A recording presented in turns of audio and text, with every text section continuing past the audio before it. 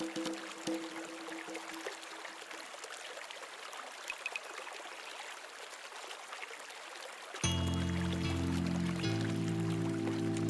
guys, Tim here again.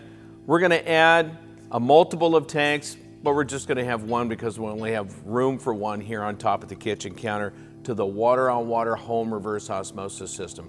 First off, we have a unit. We've decided that the homeowner just needs more storage. This storage tank has a 1.5 gallon drawdown capacity in this small space right here. Unfortunately, there are larger families out there that have a greater daily use. Maybe they're cooking a lot of soups and whatever, and they just need more water. So what you can do is you can go on wildwater.com and order a second tank, or go to your local dealer. 1 second here. This is what that second tank looks like. It's a duplicate of this tank with a special adapter here, and on top, it's clearly marked SQ for one port. The second port is marked PW. These are the same port numbers that are on the top of the manifold. Obviously, the SQ goes to the SQ and the PW goes to the PW port. So what we're going to do is I'm going to demonstrate the proper handling or filling procedure of this tank. This tank has water in it. It's all charged. It's hooked up. And this tank has nothing in it. So what we're going to do is we're going to turn the system on. Let's just say that it was normally underneath the kitchen sink and it was already on. We're going to open up our faucet here and we're going to draw a little bit of water off.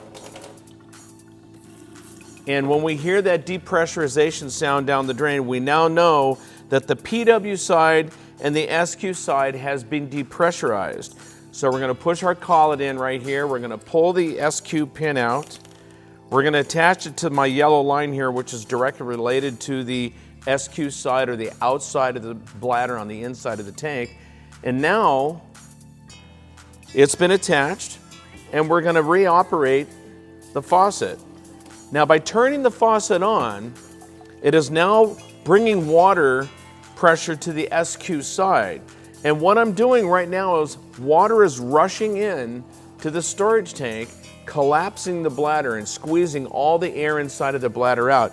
And I can easily tell by plugging up my green line here, which is directly related to the PW port, and I hear air coming out of there. So we're going to run this for a few minutes here, just a few seconds, I guess. We're going to get some water inside the storage tank here.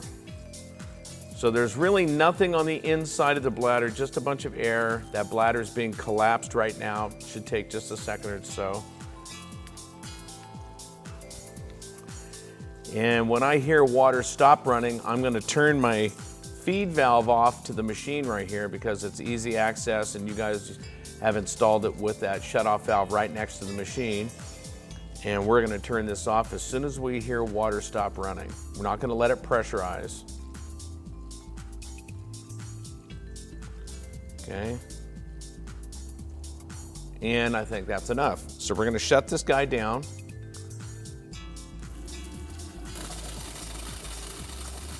We've got some air coming out of here, and that's okay. And once we hear the air stop, we can now go over to the PW pin off of our manifold, and we have some water coming out of there. It's kind of a mess.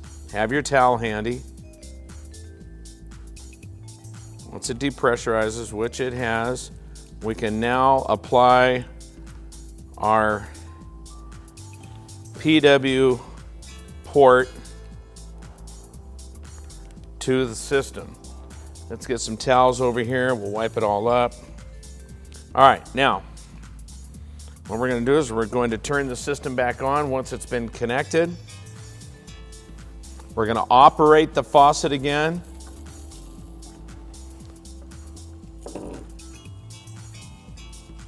And it should be relatively automatic at this point. So water's going to fill up on this side and the air is going to get displaced. And this only takes a few minutes. You might remember that we had to go through a burping procedure And we hear air going down the drain again. There it is. So we're displacing the air out of the tank here. It's a quick operation. Now there's another way of doing this back in your shop. If you're a multiple installer here where you're installing a multiple of these, you can actually pre-fill the system, the spare tank, with product water from another machine. You can just simply squeeze the tank down with tap water on the squeeze side, and then when that's off, turn that off, open up another valve, opening up the outside of this on the squeeze side, and then hook the green line or the PW side up to the product water channel or the FA2 port off of a system that you have back at your shop, and you can fill the bladder full of RO water that is back at your shop and displace all of that water that is on the squeeze side out. And when your tank is full, you can take it out with a full charge of RO water and simply just hook it up to the machine, and your customer's ready to go. Okay, so that's it for now about adding a second tank. Oh, one other thing. If you needed to add a third or a fourth or a fifth tank, you can merely, you can do this by applying T's on either of these lines, on both of lines actually, and then tee them off to a second or a third or a fourth or a fifth or 20 tanks, it doesn't matter. And you can hook them up in series. Okay guys, that's it for now. See you at the next video. Thanks.